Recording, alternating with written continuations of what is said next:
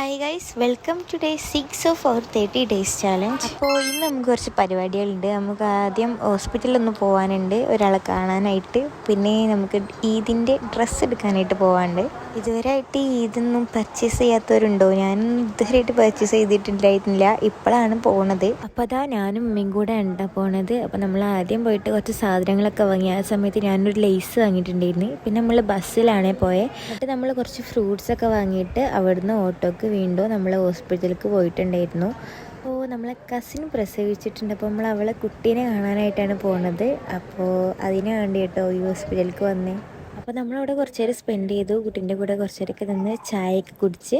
അപ്പോൾ എൻ്റെ ഒരു കസിൻ ബ്രദർ എന്നെ ഇവിടെ ഒന്ന് ചുറ്റി കാണിച്ചു തരാൻ പറഞ്ഞിട്ട് കൊണ്ടുപോവാണ്. അപ്പോൾ ആദ്യം എന്നെ ലിഫ്റ്റ് അവൻ മാറ്റി കയറ്റി. എനിക്കാണെങ്കിൽ ആ ഹോസ്പിറ്റലിൻ്റെ ABCD അറിയിട്ടുണ്ടായിരുന്നില്ല. അപ്പോൾ ഇന്നെ എത്ര സംഭവമാക്കിയാണ്ട് ഇങ്ങോട്ട് കൊണ്ടുപോകണത് നിങ്ങൾ കണ്ടോ?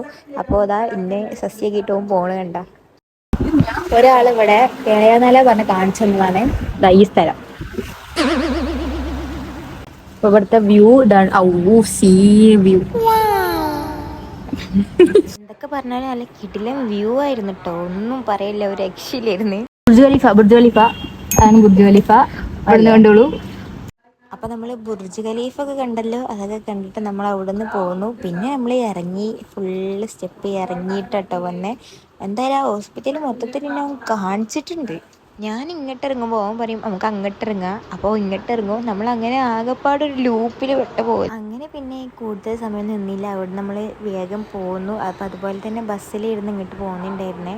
ഇനി നമ്മൾ പരിപാടി ഡ്രസ്സ് എടുക്കലേനി. സത്യം പറയല്ലോ, ഞാൻ ഒന്നും പ്രിപ്പയർ ആയിട്ടുണ്ടായിരുന്നില്ല. ഏത് ഷോപ്പാന്നോ അല്ലെങ്കിൽ എന്താ എടുക്കാന്നോ ഒന്നും ഞാൻ പ്രിപ്പയർ ആയിട്ടുണ്ടായിരുന്നില്ല. ആദ്യം 2 ഷോപ്പൊക്കെ കയറി ഇറങ്ങി, എനിക്ക് അതിനൊന്നും പറ്റിയിട്ടുണ്ടായിരുന്നില്ല. അങ്ങനെ ലാസ്റ്റ് നമ്മൾ ഈ ഒരു ഷോപ്പിൽ നിന്ന് നമുക്ക് ഡ്രസ്സ് കിട്ടി.